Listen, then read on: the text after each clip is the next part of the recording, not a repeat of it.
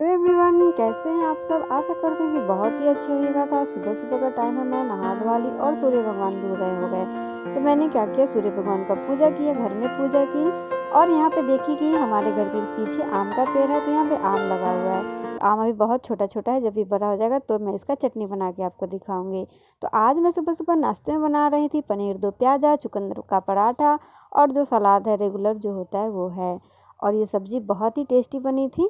तो चलिए हम किचन में आ गए। तो किचन में आने के बाद मैं यहाँ पे सभी सब्जियों को ले ली हूँ, जिसमें शिमला है, प्याज है, टमाटर है, पनीर है और आप देख सकते हैं एक चुकंदर है, जिसका मैं पराठा बनाऊंगी और बहुत ही बढ़िया बनती है। जिन्हें चुकंदर नहीं पसंद है वो इस तरह से चुकंदर का इस्तेमाल कर सकते हैं, मतलब चुकंदर का जो भी बेनिफिट है वो ले सकते हैं।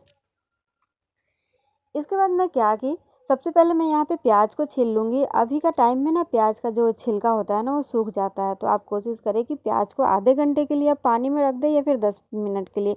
तो प्याज का छिलका ना बहुत जल्दी से फूल जाएगा और ये फटाफट से छिल जाएगा। मेरे पास समय नहीं था, हस्बैंड को लंच देना होता है, तो मैं इसी तरह से फटाफट से छील ली। तो यहाँ पे मैं सभी प्याज को छील ली, छील करके पानी में डाल ली। और यहाँ पे जो अदरक ली थी ना, अदरक को भी मैं यहाँ पे छील लूँगी। इसके बाद लहसुन को मैं यहाँ पे क्या करूँगी, छीलूँगी नहीं। मैं लहसुन का यहाँ पे सिर्फ जो कली होती है ना, इसे छुड़ा लूँगी, जवा जिसे हम बोलते हैं, जवा छुड़ा लूँगी जितना मुझे चाहिए होगा। आप यहाँ पे चाहे तो लहसुन को छील भी सकते हैं। तो यहाँ पे मैं 1.5 लहसुन का इस्तेमाल की हूँ, मतलब 1 पोट और 1 पोट से आधा। अब क्या करूँगी, यहाँ पे जो कैप्सिकम है ना, इसके पीछे का डंठल बीज ये सब निकाल दूँगी, ताकि जितना भी कचरा है मैं एक साथ इकट्ठा करके फेंक दूँ।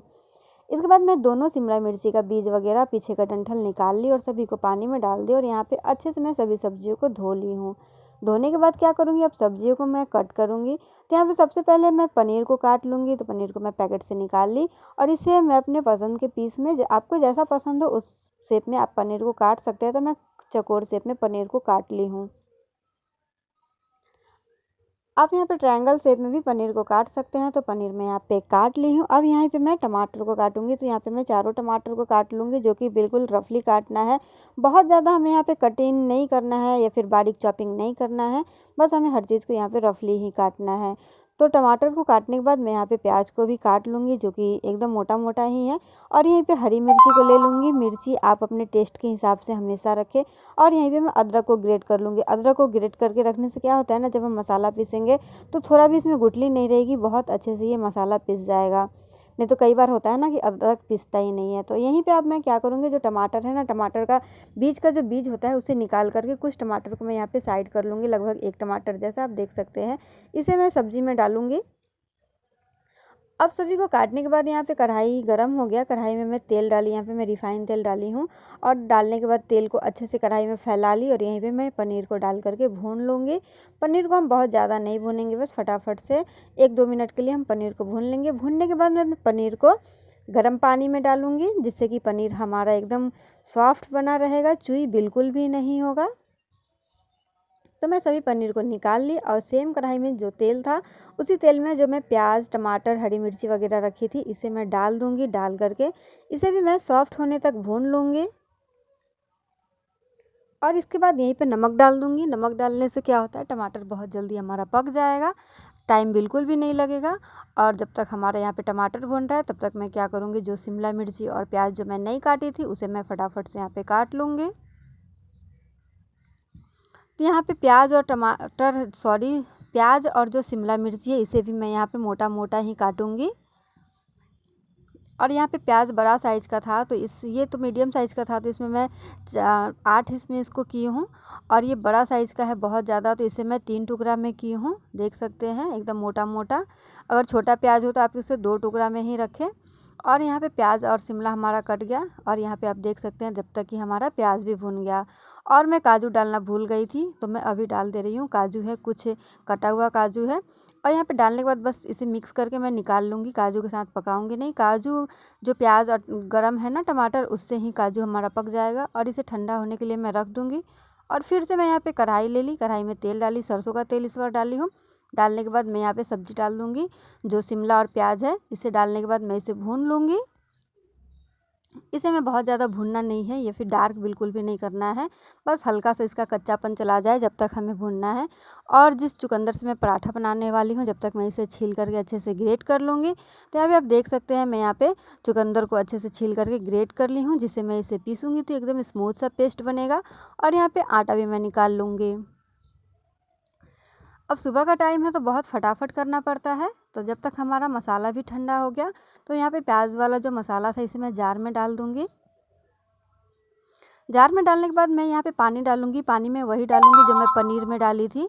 मैं दूसरा पानी के यहाँ पे यूज़ नहीं करूँगी, उसी पानी का यूज़ करूँगी और उसे मैं पीस लूँगी। और जब तक आप देख सकते हैं यहाँ पे हमारा प्याज टमाटर भी भुन गया, प्याज शिमला भुन गया। तो मैं यहीं पे टमाटर डाल करके चला करके बस मिक्स करके 30 सेकेंड के लिए मिक्स करूँगी और उसके बाद मैं इसे यहाँ पर निकाल लूँगी। तो यहाँ पे हमारा सारा सब्ज़ी अच्छे से भुन गया है, आप देख सकते हैं। बस इसका सिर्फ कलर चेंज हुआ है। और यहाँ पे मसाला भी पीस ली हूँ। अब सेम कढ़ाई में मैं फिर से तेल डाली, इस बार मैं रिफ़ाइन तेल डाली हूँ। और डालने के बाद मैं यहाँ पे हल्दी डाली और जीरा पाउडर, धनिया पाउडर मैं थोड़ा सा ज़्यादा डाली हूँ। उसके बाद यहाँ पे मैं डाली लाल मिर्ची पाउडर, पनीर मसाला और यहीं पे मैं थोड़ा सा चिकन मसाला डाली हूँ। जीरा पाउडर मैं बहुत कम डाली हूँ। डालने के बाद सभी मसाले को अच्छे से तेल में मिक्स कर लूँगी। और तेल यहाँ पे बिल्कुल हमारा ठंडा है।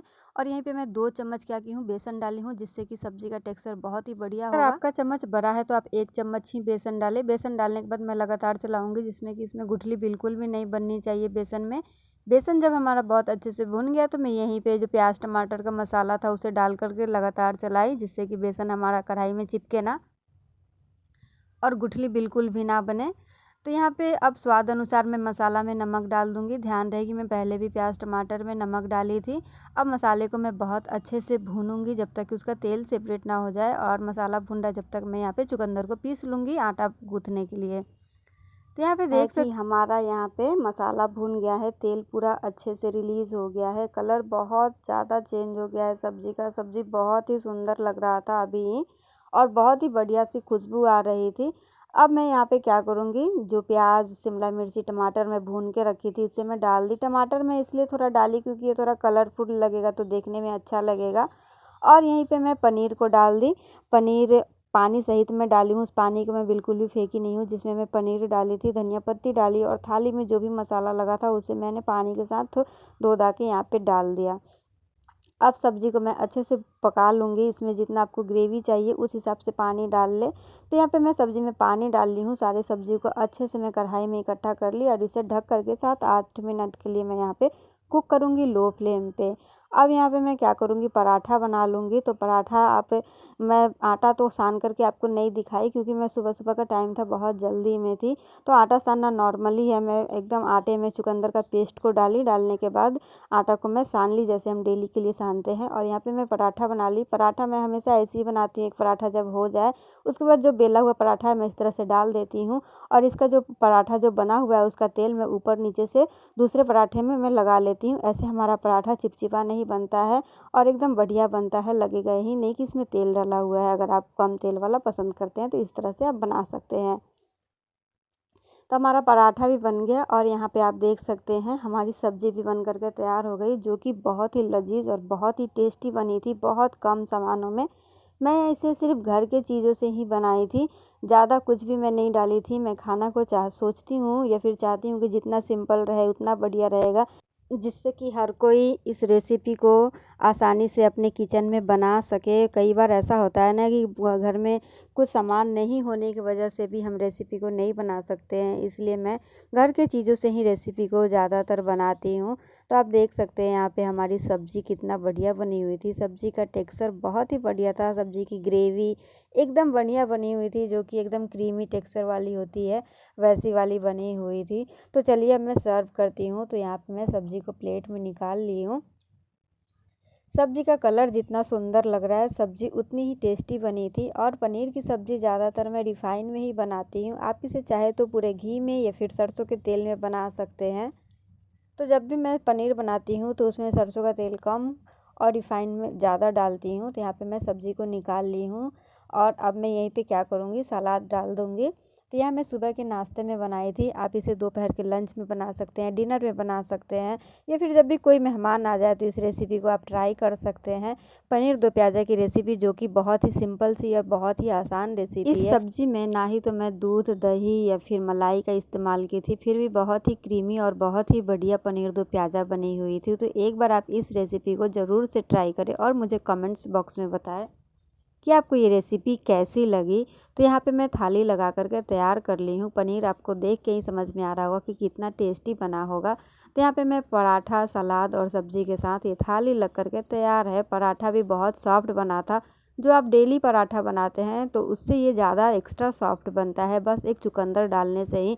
चुकंदर किसी को खाना पसंद नहीं होता है तो आप इसे पीस करके आप आटे में सान करके इसका पूरी पराठा बना सकते हैं और इसका बेनिफिट आप ले सकते हैं। और यहाँ पे आप देख सकते हैं कि पनीर हमारा कितना सॉफ्ट बना हुआ था, चुई बिल्कुल भी नहीं हुआ था। तो ये देखिए पहला बाइट ये आपके लिए। अगर रेसिपी आपको थोड़ी भी अच्छी लगी होगी तो वीडियो को लाइक कीजिएगा, चैनल पर नए तो सब्सक्राइब कीजिएगा, वीडियो को ज़्यादा से ज़्यादा शेयर कीजिएगा जिससे कि मैं और भी वीडियो आप लोग के समक्ष लेकर के आ सकूँ।